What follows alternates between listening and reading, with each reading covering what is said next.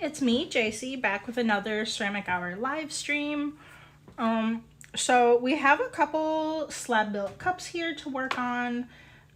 We were trimming them yesterday, but didn't finish. So I think we'll just continue at least finishing just one.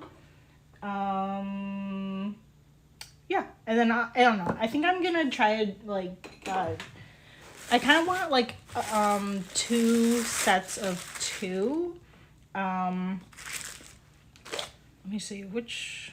I think we're kind of working between, yeah, like these two yesterday. So I kind of want two sets of two. I need to make another one to go with this. If you watched the stream yesterday, we did have a fourth one, but I don't know. There's like a lot of kind of like little tiny cracks on it that weren't really looking good. This one also actually has a bunch of cracks on it. I'm not entirely sure how bad that is.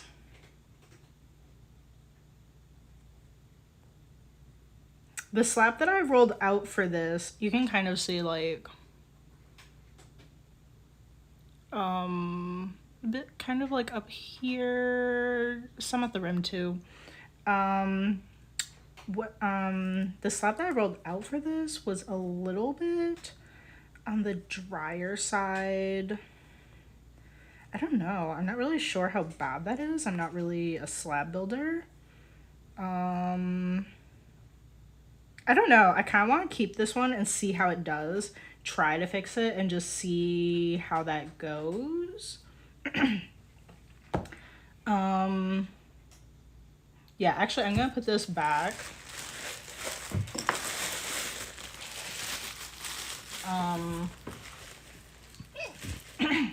Actually, why am I keeping both of these out? We'll have to, let's see, which one was I working on mostly? I think this one, maybe. I don't know. We'll just finish up one of them for the stream. Basically for this problem one, I'm kind of just thinking about trying to like kind of like push the walls like together a bit more. We want to make sure that the clay throughout the whole piece has been compressed, and those little cracks are kind of like worrying me on that part, because if you have cracks, that means it's not compressed, and the cracks are probably going to get bigger. If you didn't do anything, they definitely would. But I'm kind of thinking about like pushing the clay together a bit and trying to like put some pressure around it. I really have no idea like what I'm doing, so I don't feel like it needs to be in the stream. I'm like someone that does wheel throwing, so you guys are just kind of learning with me. So yeah, I don't know if I really want my banding wheel for this. Again, we've been carving out the inside, really just for like maximizing the width of the cup, because I kind of made it like maybe a little bit too small. So that's the only, otherwise I wouldn't really do that. Carve the outside or carve the inside. There are a couple like little dents and uneven portions around it that I want to fix up. So we will do a little bit of carving here. I think let's do some carving on the outside before we finish from the inside. And then I need to carve out a little bit of a foot here.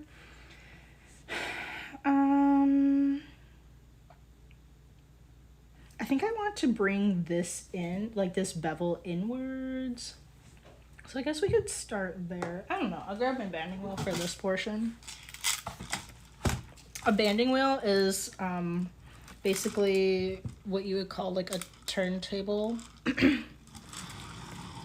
I don't know if there's anything that makes this specific to ceramics, whereas like you can find banding wheels for cake decorating or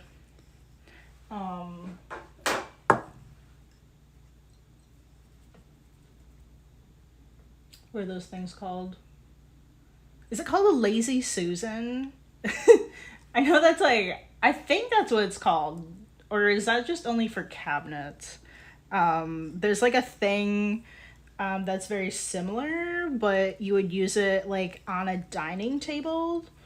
And they're really big, and you just spin it around to get to the whatever food that you want. I don't know. I think those are called Lazy Susans. I'm not entirely sure. I'm not really sure if there's anything that really makes this specific to ceramics, but I did buy this at a ceramic store, if you want to know that. But yeah, these are really helpful, especially for like trimming if you don't want to use your wheel or if you don't have a wheel. I don't know. I mean, I could use my wheel, but also I'm not really sure how I would set up my camera for that quite yet.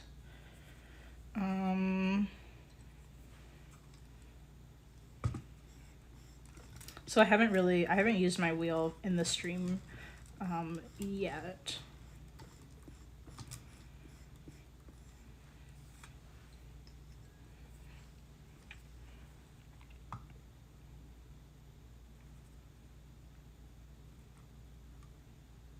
I think I'm gonna fix the sides and then, I don't know, maybe come back to this portion.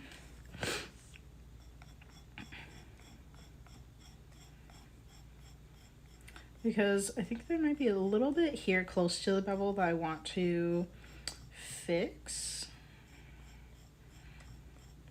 And I don't really want to trim off like that much from the sides. At least from the outside. I just really want to like smooth it out for the most part. We have a little bit of a crater right here. I could fill it in with clay if I wanted to. I don't know, I kind of wanted to avoid that.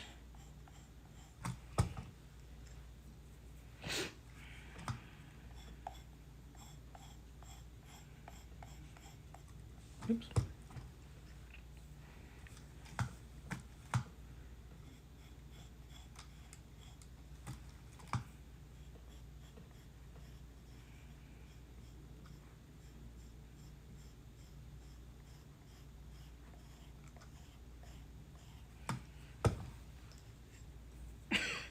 I feel like I'm making this worse.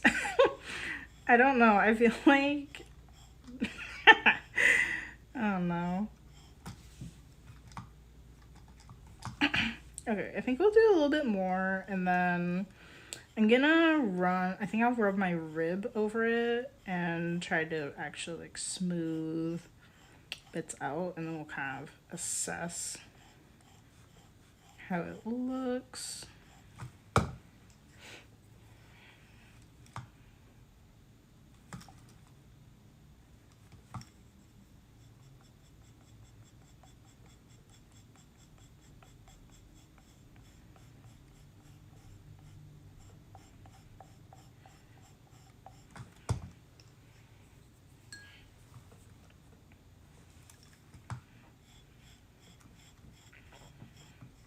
Oops. Oh my gosh. I keep like gouging it. I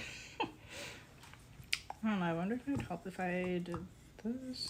Yeah, this is a little bit better.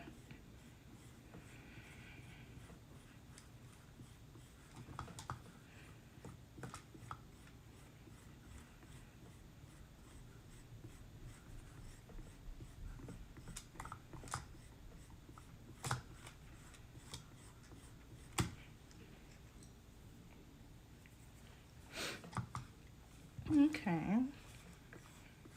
I think right here is where I attach the two sides.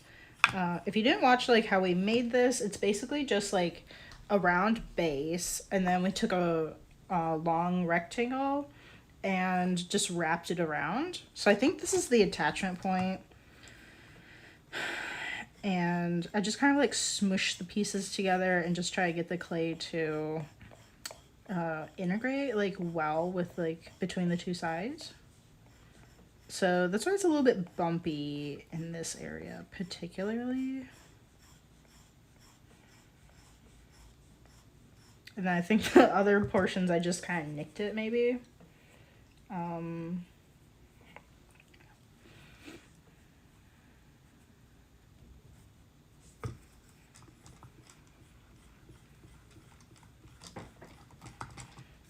think generally we have a good cylinder here.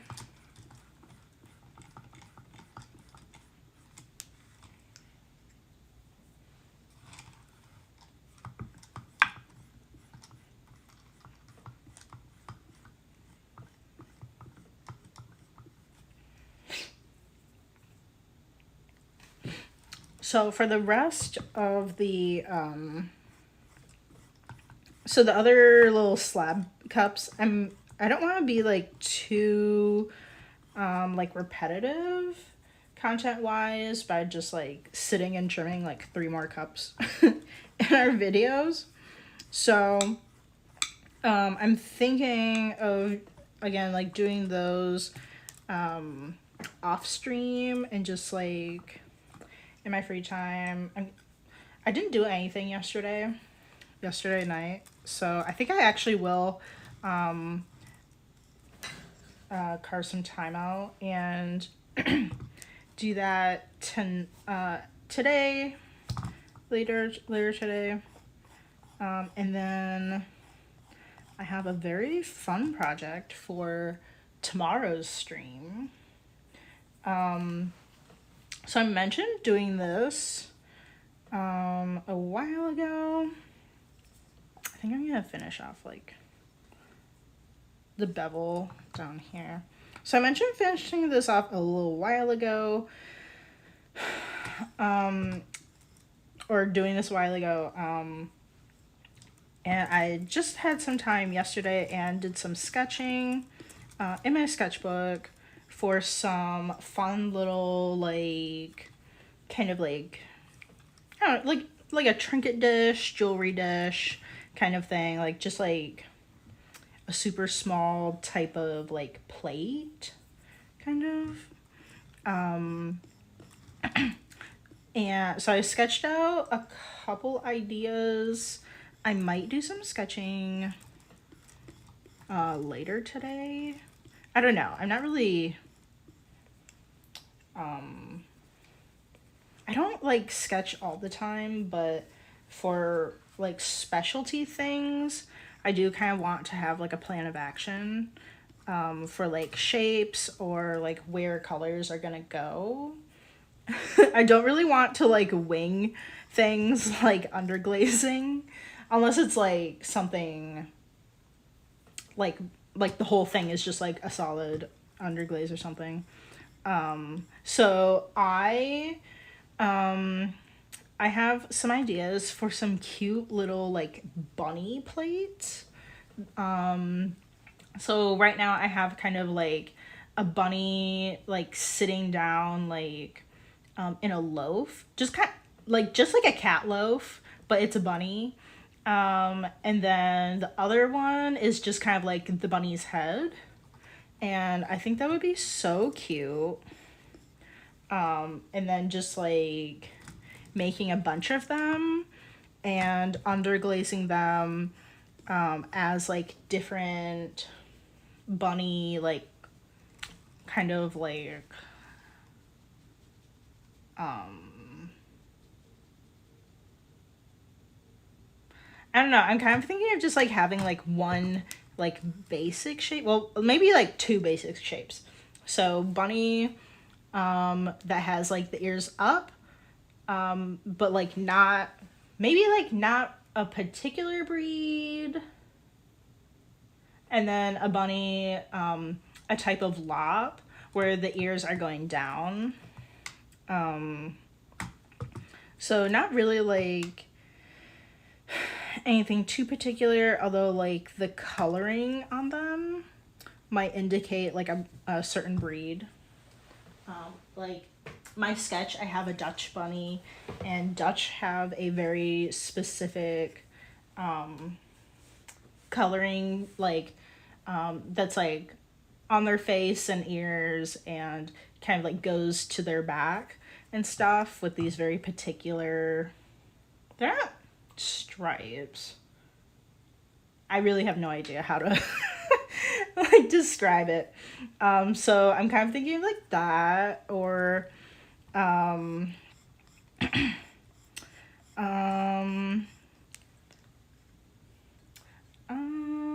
there are other ones like a Himalayan. A Himalayan is, it's a breed, but it's also a color. So something like that. And those ones have like the color will be on the ears, the nose, their paws, and their tail. Really for the face one, like,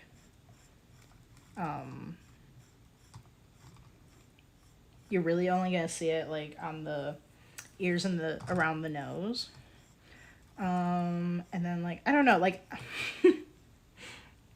I kind of want to, like, I mentioned being very salty about this one person that like made their art, and like it was an art print that I really liked, but it was very inaccurate because it said like horse breeds, but then there's like a zebra and a donkey. I was very upset about that. And I also don't generally like art that is like very vague and not like a specific, like it's not specifically like a breed or something, but like, I don't know if I really, I don't know, I kind of really just want to do like a more like generic type of bunny for these things. Just I don't know. I'm not really sure how to explain it, but like they are going to be real colors that bunnies come in, and you know, like some random person like coloring in a bunny could say like, oh well, it's like a crossbred, you know. But it's not gonna be like anything like that. Like these are gonna be real patterns and real colors that bunnies will come in, at least. I am such a hypocrite, because like I don't want to, like, I'm gonna be extremely overwhelmed like if I'm choosing very specific rabbit breeds to do. Also, a lot of rabbits look like very similar. It's just that like some will only come in like certain colors or something, and might have very like small differences. I don't know. I'm such a hypocrite, but I'll admit it. But like, I don't know. At least what you're gonna get from me is like some amount of accuracy when I do this project. I think I might start it and then get really overwhelmed with wanting to make it perfect and then not finish it. But you guys have to keep me accountable.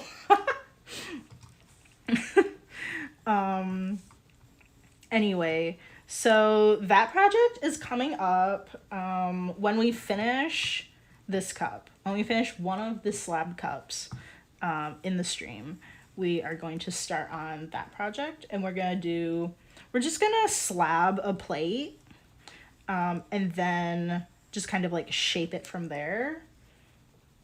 And of course, like doing some trimming and all of that, you know. I'm a little, like, with the underglazing, I'm a little little intimidated with any sort of idea of having to mix my own underglazes, because like, I don't know, I'm just so worried it's not gonna turn out like the right color. Like, I get like so overwhelmed. I'm like, but then if I do like tests, it's like, do I mix up like a really tiny batch before I like do like a really super tiny batch, and then just kind of like write down that ratio of each color, and then just try to replicate it, or make like a larger batch that I feel like will cover one plate. I don't know. I'm just like, I do have a lot of underglazes, but of course there are just really particular colors that I really want that I cannot find. I'm having a really hard time finding like a good teal. Like a very like poolside, like a pool color maybe ish kind of teal. I'm just like really overwhelmed because I don't want to like, you know, spend all this time making the thing, mix up the underglaze, and then see that the underglaze is not quite the right color. If you don't know what underglaze is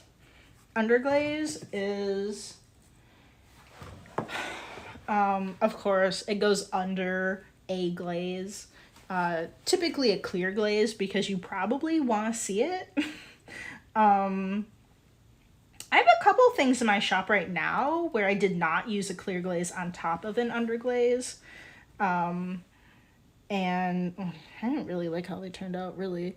But, you know, some colors where they break over texture or something, like that would be an idea. Anyway, so underglaze is typically like a picture. This is just like a little bit closer for me to reach. I didn't make this. I bought this locally. But here you can see they used underglaze to do this background gradient, and then these strawberries. And then on top of it is a clear glaze. Underglaze does not, it doesn't run and like move like glaze will. So it gives you the capability to kind of like do pictures, or I mean, if you wanted, you could write things. I don't think very many people do that. You could use like a stencil to do like some kind of writing. But it's usually for kind of like pictures, or like maybe like a painter-esque look. And then you put like clear glaze on it to like seal it. If you don't do that, underglaze will, when you fire it, it's just like matte and it can chip off. And I mean, you don't really want that. I mean, sometimes, you know, some things, some particular things like sculptures, or like maybe like Christmas ornaments, or, you know, kind of like maybe decorative things, you might want to do like just an underglaze and not put glaze on top of it. You are going to get like that matte look, but some people want that. Anyway, so underglaze, I have a bunch over here, so you can see it's a color, and this will turn out green, but it's not gonna fire the same color that it is right now, which is the hard part of like mixing underglaze, because like you don't know exactly how it's gonna look when fired, unless you like mix that batch and then like did like a test firing. So I don't know, I'm just like there's so many things I need to do like testing things of, and it's like I just want to get stuff done. I don't want to be testing glazes and, you know, I want to get to the fun stuff. Sorry, I'm like all over the place. I do want to show you, I have to show right here. But I did make this little, it's kind of dirty. It has clay on it. But I did make this. This is underglaze. Obviously, it's very inspired by this little vase that I bought. And I just thought it was so adorable. And now they match because I found like the same colors and stuff. It's just so cute. But yeah, like this is underglaze, and then you can see the shine of the glaze on it, and you can see some of the brush strokes. Some of it that you can see going like this way, that's actually just clay. I don't know what I do with this. Things get put on top of it and it's not really clean. But like this is like a fun thing, except I'm having an issue with my clear glaze. I think that's the issue. There's bubbling and I need to do tests for that before I actually get to doing more like putting underglaze on things. Let me see where I want just like a little tiny loop tool. What were we saying? Okay, so we're talking about underglaze. And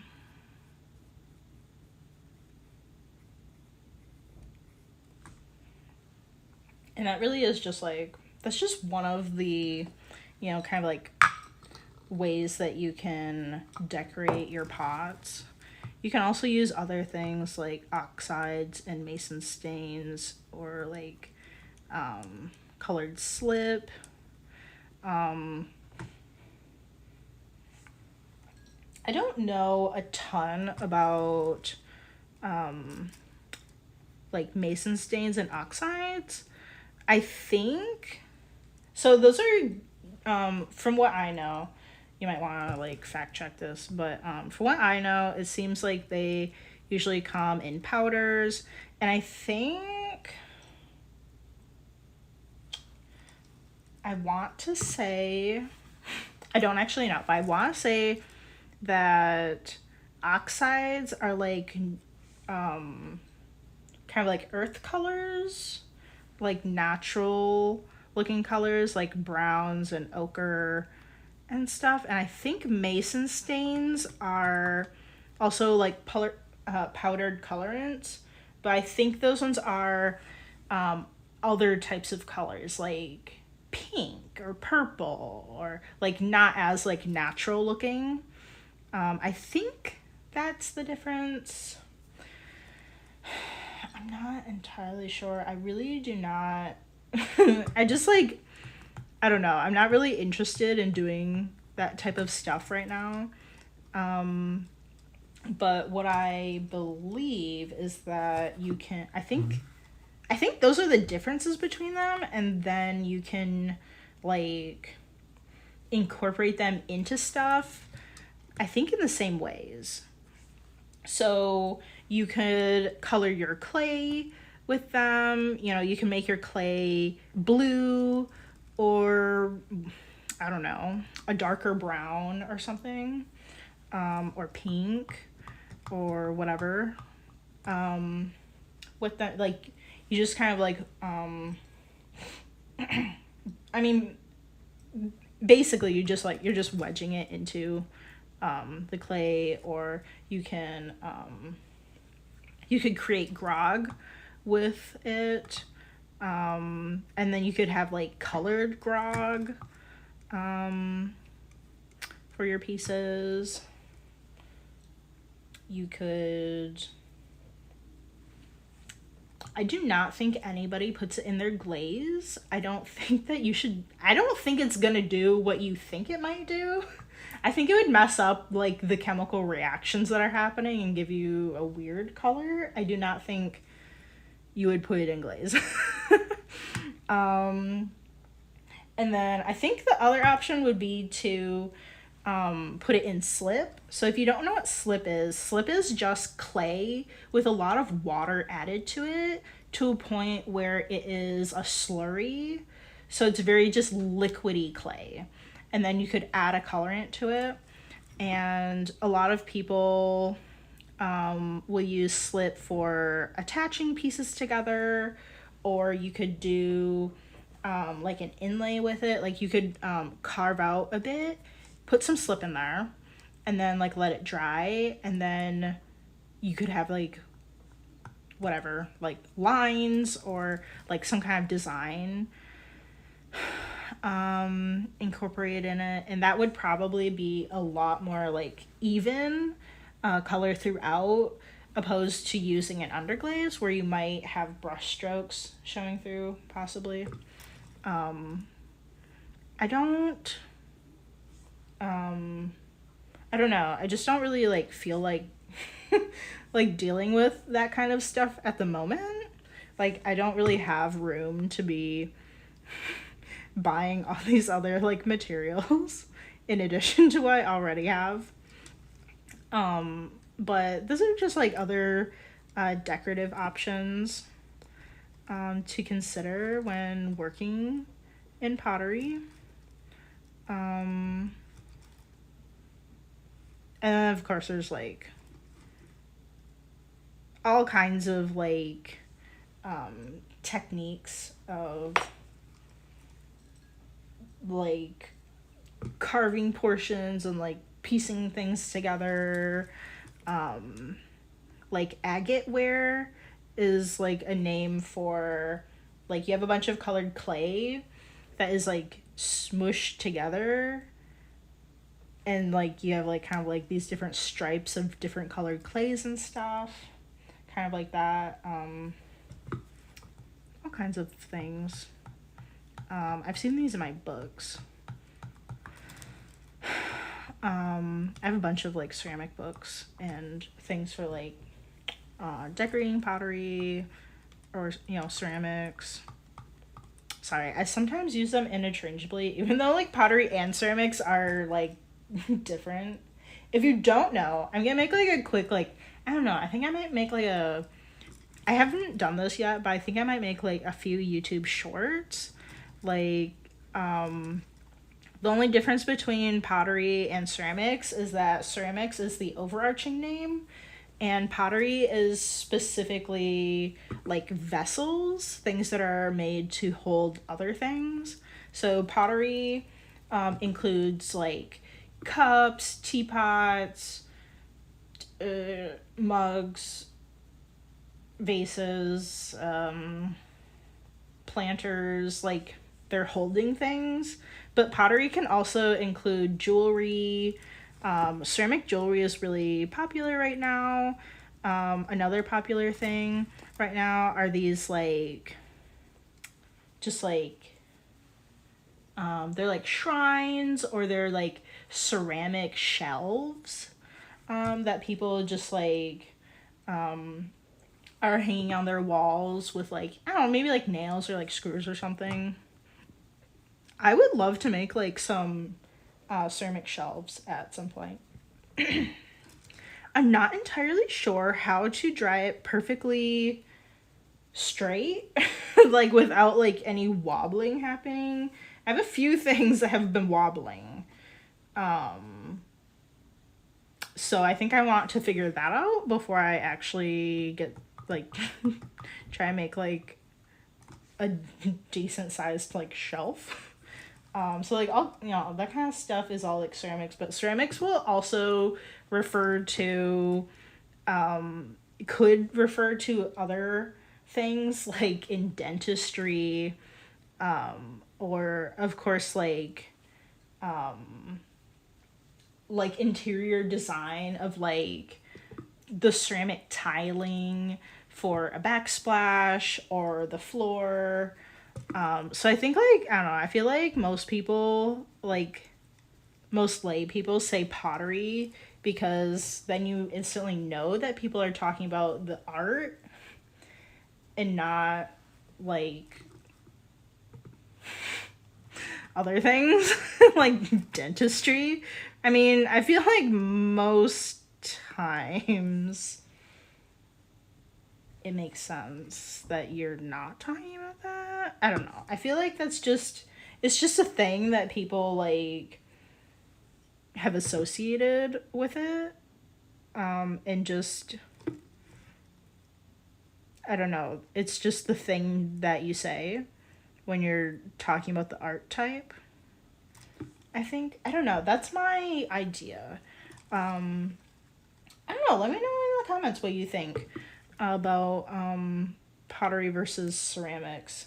I feel like that is like the main like takeaway. That ceramics is like the overarching name of basically any kind of like clay that is fired to a high enough temperature where it physically and like I think like chemically turns into ceramic.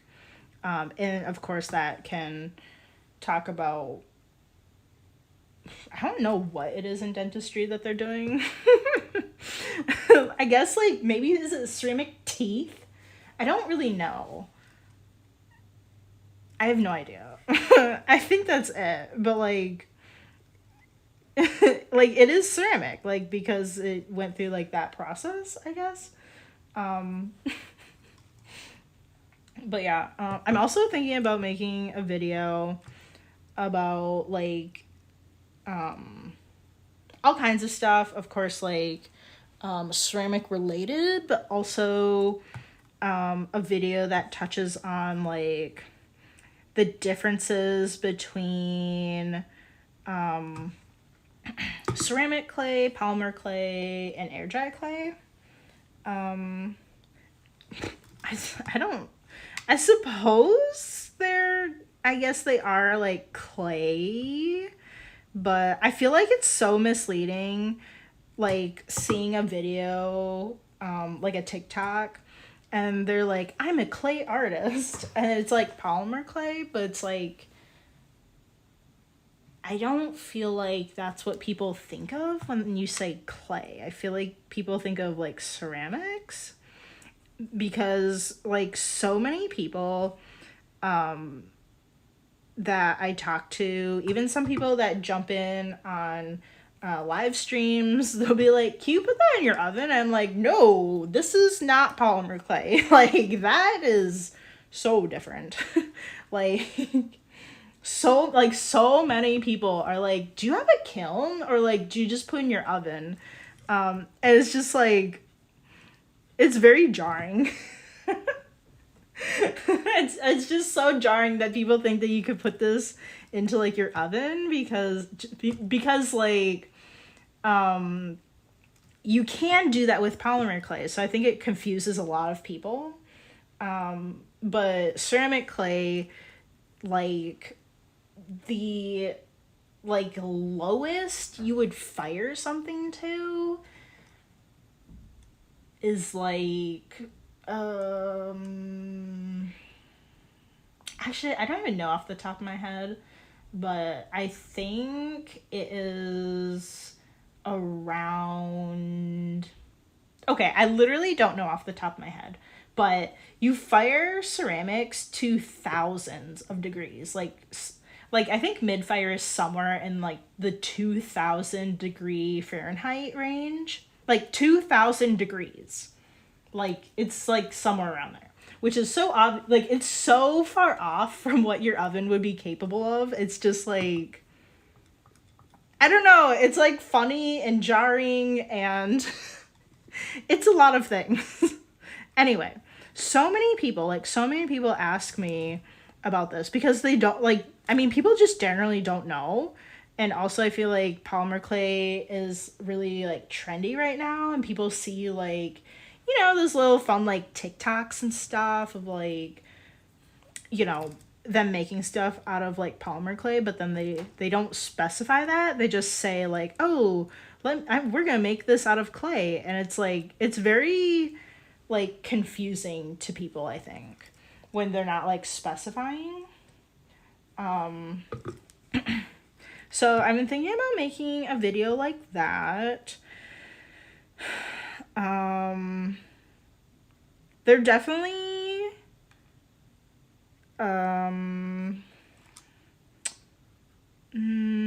I feel like with polymer clay, I feel like there are a lot more differences than commonalities with ceramic clay, but air dry clay can be like, it can, like, certain brands can be pretty similar, and could get you started in doing,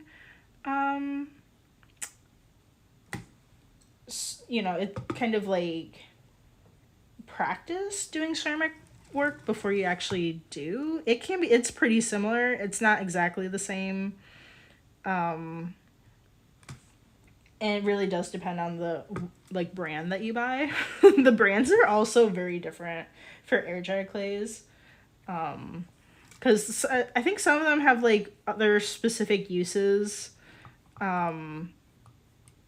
like per brand, but they don't like have a name for the different types there are, like what you would specifically use it for.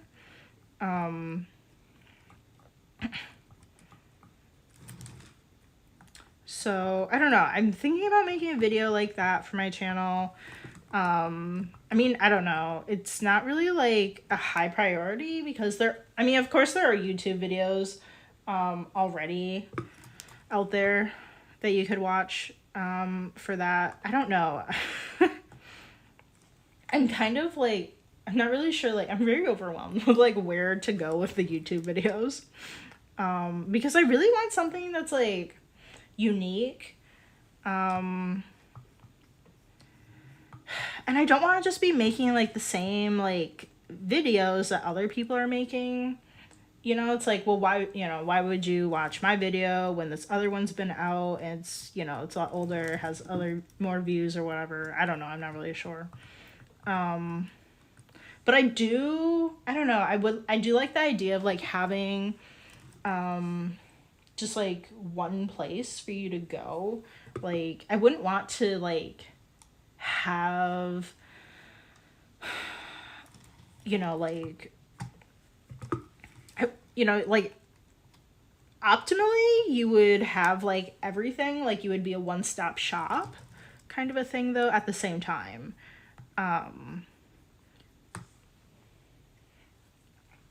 Like, I don't know, there are YouTube channels where I don't like, I don't know, like I don't like the person's voice. I'm so shallow. Sometimes I just don't like their voice or like how they talk or something. Or I don't know, maybe like some videos are just not as detailed as you would like hope they are. I mean, I guess there are all kinds of reasons why you might choose like one video over another, but I think like optimally you would be kind of like a one-stop shop, where if somebody asks you a question, you could be like, oh, well, like you can check out my video on that. There's a link in the description or something, you know? But I'm kind of like overwhelmed with like how many like things that includes, just for ceramics, not even including like, I kind of want to do like other things like, handmade business topics, possibly, or I don't know, possibly like other general art topics like, like, I don't know, maybe like a little bit of like color theory, something like that. Because depending on like how you work in ceramics, that could play a large role in the work that you make.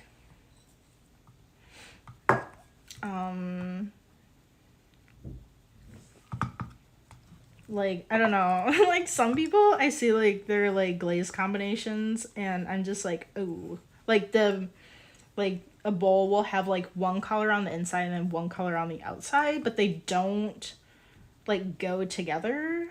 I think if you have more knowledge of like of color theory, like that would really help you choose the kinds of glazes like color wise to use together.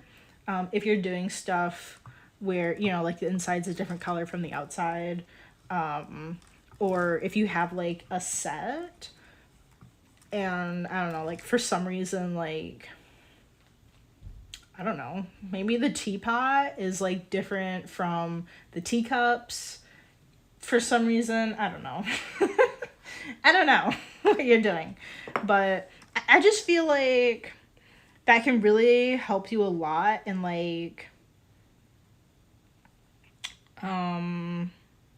really emphasizing, like, you know, you have like maybe a main color, and then using other colors to not overwhelm what you already have as the main color, and, you know, using them in a way that it complements it. Just small things like that. Even, I don't know, there are a lot of things that I have ideas for, like, for videos, but I just, like, have not even, like, gotten very, like, close to making videos for them or anything. I'm kind of, like, right now working on, like, writing out scripts, and then,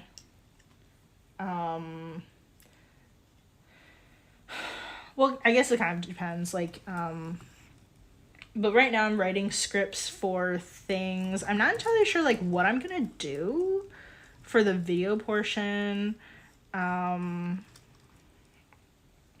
where it's just, like, I don't know, like, talking about different firing temperatures. Like, I don't know, what am I gonna put in for, like, the video portion of it?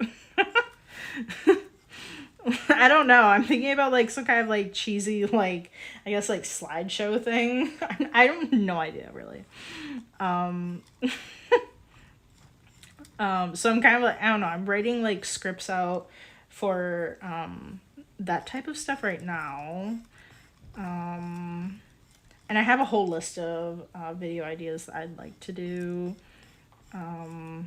Just to, like, share, like, what I know about ceramics, and, like, I don't know, like, I feel like I'm in a good place to, like, do a lot of it on my own and just, like, share what I've learned so far.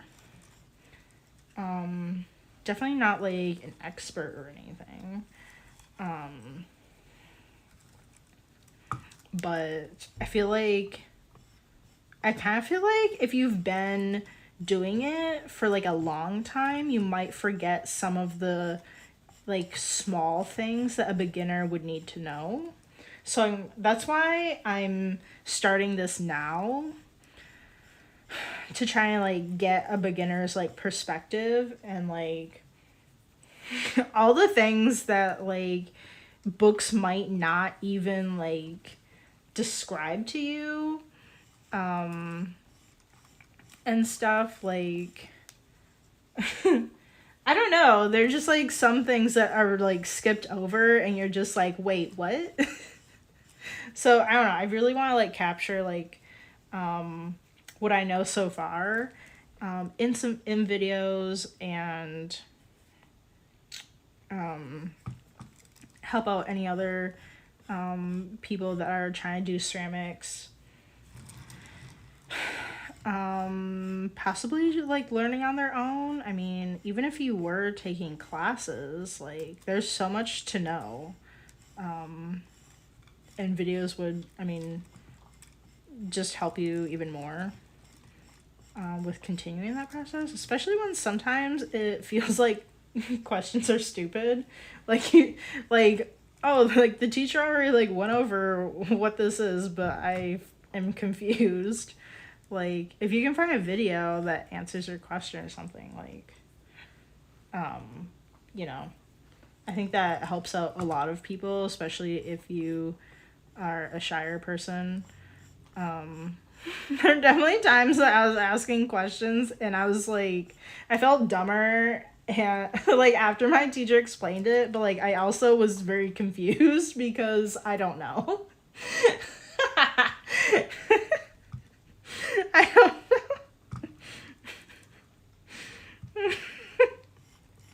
I ended up asking a question and I left more confused than I began with, so. Oh. And then I was too scared to like ask more questions after that. That's the kind of person I am. I've gotten like a lot better at this, like, but I don't know. It's really intimidating, especially in front of like if the whole class is sitting there, or like I don't know. Sometimes you just don't know enough to even ask a question. You're just like this thing and you don't even like know how to like formulate the question. Just like you're just like so like completely lost. So I don't know. I just want to like help out people and I don't know, just share what I know so far.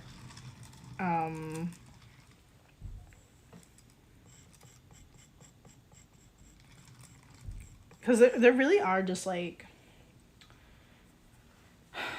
so many things to know about ceramics. I mean, there are a lot of things that like you can just get started with making stuff right away, but to really know like the ins and outs of what's going on like chemically with your glazes, that's like a whole, like other world, and like those kind of like details of like I don't know,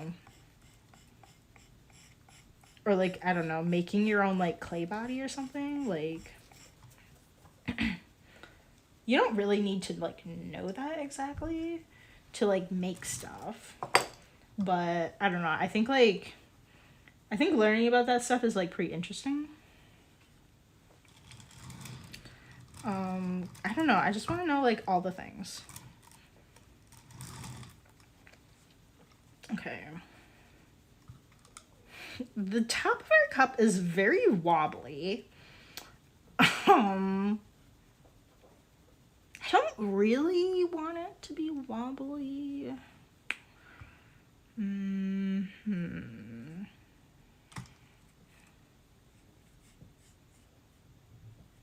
I don't know. I think we'll come back to that part.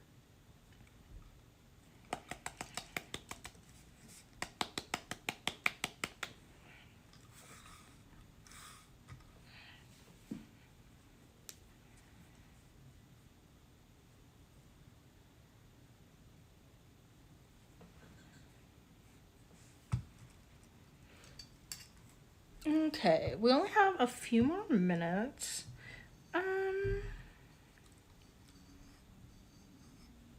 I might.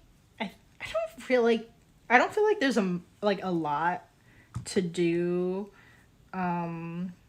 with it at this point. So I think I might finish this off stream. I mean, I really don't think there's like a ton else that we're gonna do. We have a little bit of like an uneven like side here. You can see all the carving marks and stuff. So I think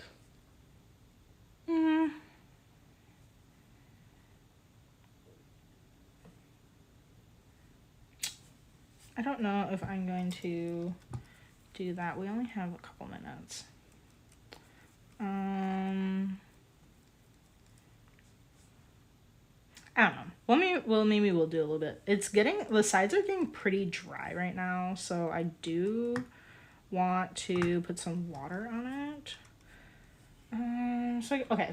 So I'm going to touch up the inside because we have so many marks and we have some like bits of like trimmed clay in there. So I'll definitely kind of just like fix that up later off stream, and right now, I've just applied some water to the side, and we're just gonna smooth this out a bit. Just because I want to trim or like hide some of these trim marks. The way that you finish your piece in terms of like kind of like if you want to show trim marks or not is totally up to you and like your style. I don't really want them showing, so I'm gonna try to just trying to like smooth it out, and then adding a little bit of water to the clay before trying to smooth it out just kind of helps like move some of the clay around, like that very, very top portion of it will move around a little bit.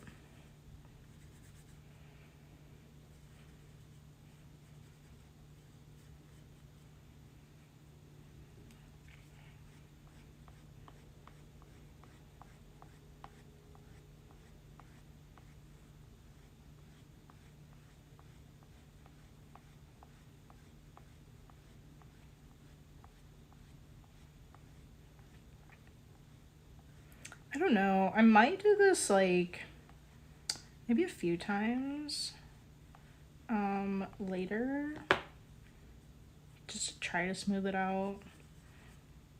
And then you can also do more smoothing once it is bone dry.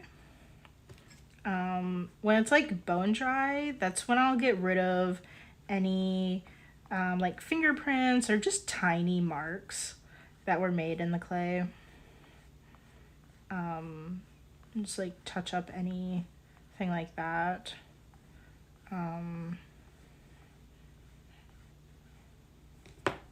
Because like just like, you know, covering it with water and like continuing to turning it like it's just kind of like it's not exactly like that smooth at the moment.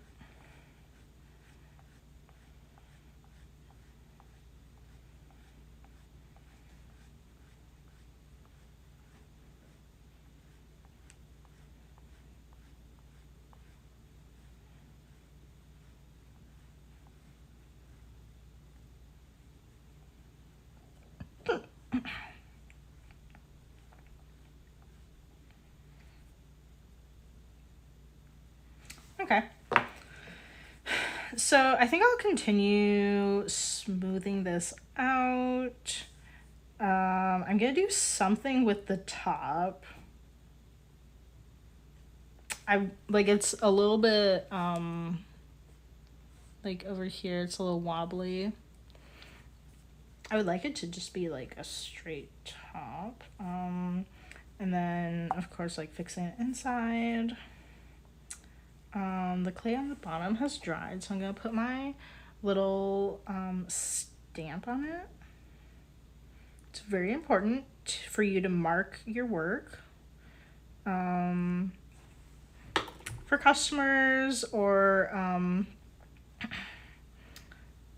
even just like when you fire in a community studio. It's really important for you to be able to distinguish your pieces from other people's, or at least like for the people that work in the studio to be able to like see whose is whose is important. So yeah, I'm just gonna put some water on the inside real quick here. I just want to like add that in with my fingers so it kind of like gets pushed into the clay. But we're gonna take our spray bottle and just like try to like do a few different angles. It's very dry right now, and the drier your piece is, the quicker it's going to absorb the water. And I think like it's kind of like the more likely it is for it to get like even more dry, like faster than usual.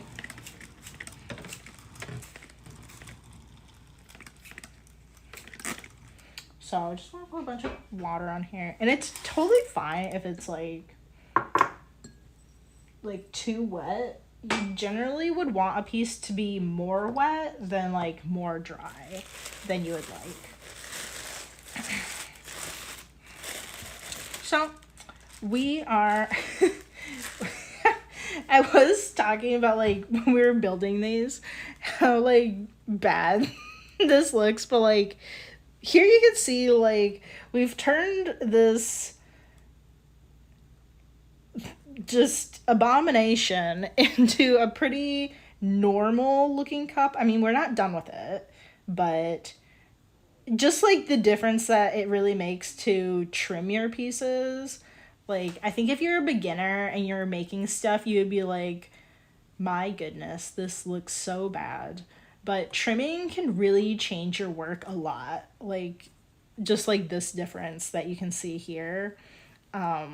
So anyone that is just kind of like beginning in ceramics, do not be discouraged. I think if you're done trimming and it still looks bad, it's a little concerning. Probably something happened. But yeah, if you're like, you know, you built out this slab and it looks like a child made it. That's not all that uncommon. I feel like. Yeah, well, that is our stream for today. And so tomorrow we will start at least like trying to make one of those like shaped plates. I actually haven't done like a specific shaped type of plate before. I mean, I have some like just like wobbly abstract plates, but they're not like specific to any kind of particular shape or anything, where these ones definitely are. So we'll see how it goes. Hopefully we come out with something awesome. So yeah, well, thank you so much for tuning in and watching the video. If you're watching on Twitch, be sure to follow along so you know when we do more streams, and all of the videos will be uploaded to YouTube at Callie & Co. That's where you can find the whole Ceramic Hour live stream playlist, along with the other videos that I mentioned making. Like I have a few ceramic tutorials on there right now, and some for general art topics or handmade business topics. So be sure to check it out. And yeah, well, I will see you guys tomorrow. All right, bye.